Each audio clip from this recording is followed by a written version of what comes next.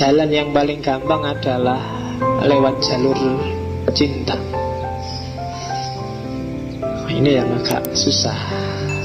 Tidak perlu dijelaskan cinta itu apa, tapi kalian pasti punya karakter dan kualitas yang namanya cinta dengan intensitas masing-masing dalam berbagai konteks kehidupanmu. Kamu sama orang tua, di situ ada relasi cinta, mungkin levelnya agak tinggi. Saya punya HP ini tak cintai. Kalau tiba-tiba hilang aku ya nangis. Itu kan berarti ada level cinta tertentuku pada HP, pada laptopku, pada temanku, pada apapun. Itu kan ada level-level cinta.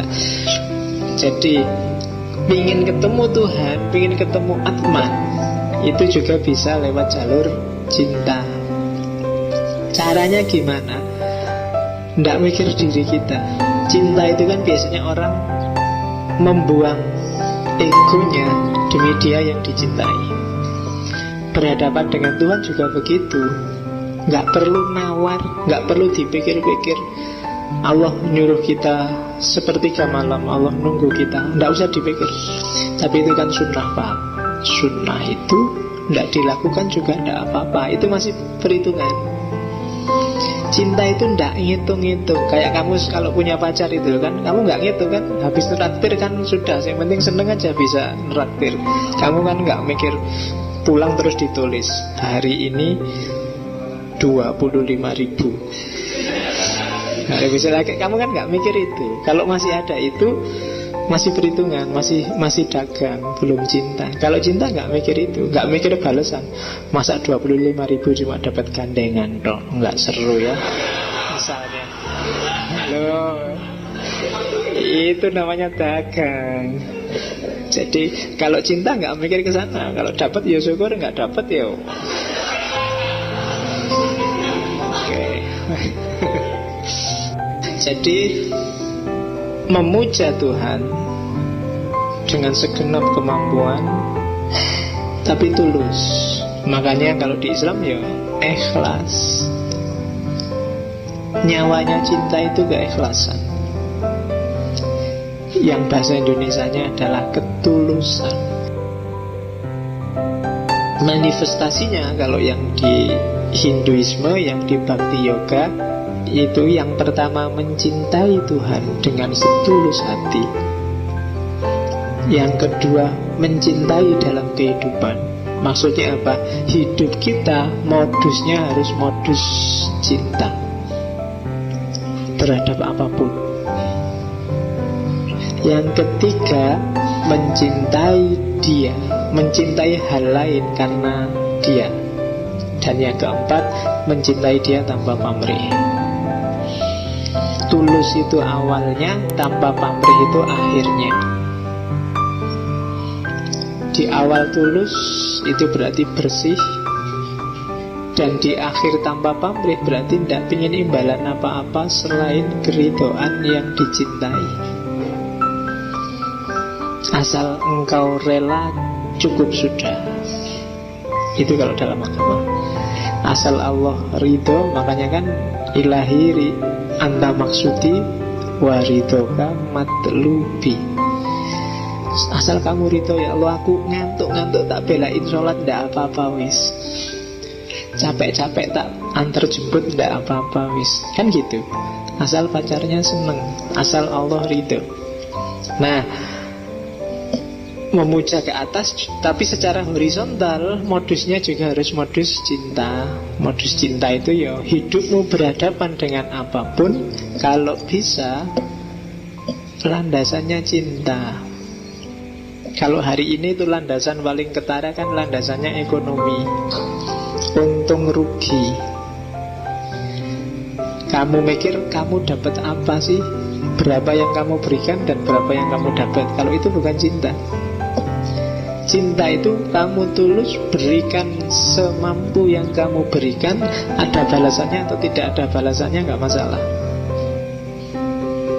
Kalau Allah nyuruh sholat jamaah, sholat jamaah karena kamu cinta padanya yang nyuruh kamu sholat jamaah. Gak usah mikir 27 apa 26 apa 25. Itu cinta. Kan kamu sering kan negosiasi sama Allah gitu. Ya Allah, wah wiridan aja kan kamu pakai tasbih 33, pas 33. Memangnya kalau dibonusi 1, 2 apa enggak bisa? Sudah pas Pak, itu sudah gak bisa ditawar. Ya kan? Ada gak yang kemana-mana bawa tasbih cedekan itu yang ada itu? Subhanallah, subhanallah 2200, kurang 250 lagi. Tapi sambil wiridan, sambil nonton TV, sambil ngapain, ya enggak nyambung. Kehilangan gunanya wirid. Oke. Makanya di situ disebut ada 3 cara, ada 3 pendekatan untuk mencintai Allah. Yang pertama apa? Japam, bahasa sananya. Di Islam namanya wirid. Apa sih fungsinya wirid? Internalisasi, mengenali Tuhan yang ada dalam dirimu, maka kamu panggil terus. Maka di Islam kan kamu disuruh berdoa sesuai Asmaul Husna, sesuai kebutuhanmu. Kalau ingin membangkitkan jiwa penyayang dalam dirimu, perbanyak ya Rahman, ya Rahim. Dia sudah ada dalam kualitas dirimu. Karena Allah itu bagian kecilnya ada dalam dirimu, kayak sinarnya matahari yang memancar dari matahari. Japa mantra wirid itu menyebut namanya terus menerus. Ya kan? Kalau kamu pengen gagah, ya pengen kuat, ya sebut aja ya Qawi, ya Matin, dan seterusnya. Pengen membangkitkan rahasia-rahasia kelembutan dalam dirimu, ada ya Latif. Maka jangan heran para wali zaman dulu dahsyat luar biasa. Kenapa? Potensi ketuhanannya bangkit, antara lain lewat wirid, meskipun bukan satu-satunya. Kayak kamu itu loh, kalau sedang jatuh cinta, kalau ada orang nyebut nama pacarmu kan bergetar jantungmu, apalagi sama mantan. Ya kan? Ada getarannya. Makanya cirinya orang beriman itu kan yang kalau disebut nama Allah yang wajilat qulubuhum itu kan, hatinya bergetar kalau disebut nama Allah. Kalau sudah gitu levelnya memang sudah level cinta. Tidak akan bergetar hati yang tidak ada cinta. Jalan yang kedua, belajarlah dari hidupmu sehari-hari. Di sekelilingmu banyak sekali pelajaran cinta. Ada cintanya ayah ibu, ada cintanya suami istri, ada cintanya macam-macam. Belajar aja. Satu-satunya makhluk yang punya pamrih, yang tidak tulus, yang bisa tidak tulus itu manusia. Di luar itu semuanya mengajarkanmu tentang ketulusan, kejujuran, cinta. Kucing itu meskipun dia nggak kamu kasih makan terus nyuri, itu ketika dia nyuri itu dia tulus sedang lapar loh. Nggak pernah kucing sudah kenyang terus nyuri, itu nggak ada. Ketika kalau dia sampai nyuri itu karena memang dia sangat lapar dan kamu yang deket dia pelit, nggak ngasih makanan. Dia nggak pernah sudah kenyang, tak kerjain orang ini, tak curinya anunya. Nggak ada kayak gitu kucing. Yang bisa kayak gitu manusia. Maka belajarlah dari semua yang ada di sekelilingmu yang bukan manusia, semuanya mengajarkan cinta. Kecuali yang dirusak sendiri oleh manusia keseimbangannya, dan risikonya harus ditanggung sendiri. Dan yang ketiga, benchmark. Apa benchmark itu? Kalau tadi belajar, kalau ini niru. Ada 3 gaya niru. Yang pertama niru, bersikap seperti orang yang dilindungi pada yang melindungi. Nah ini logikanya adalah logika kebutuhan. Jadi proyeksikan, sadarilah bahwa kamu itu butuh Allah. Maka jalanmu untuk mencintai Allah lebih cepat.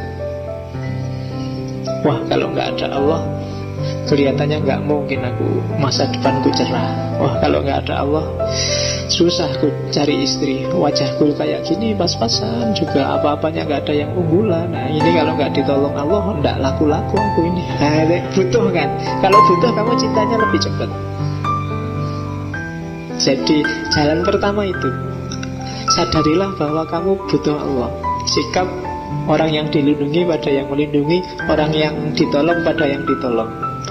Kalau kamu sudah merasa aku itu butuh Allah, tidak bisa tanpamu aku hidup ya Allah, itu cepat kamu jatuh cinta pada Allah. Atau jalur kedua, jalur persahabatan, friend, CS sama Allah. Kalau kamu tiap hari bareng sama Allah, lama-lama kamu akan jatuh cinta padanya. Karena selama bareng kamu akan lama-lama, oh iya ya, Allah maha kuasa sekali, oh Allah maha besar sekali. Lama-lama kamu akan jatuh cinta. Atau jalur yang ketiga,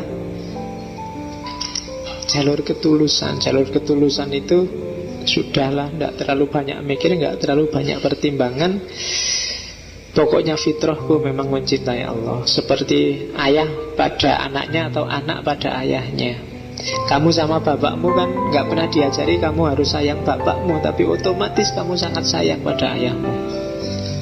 Ibumu dulu juga begitu, waktu melahirkanmu dia gak pernah ikut kursus ikut ngaji gimana caranya biar sayang anaknya, otomatis langsung sayang sama anaknya.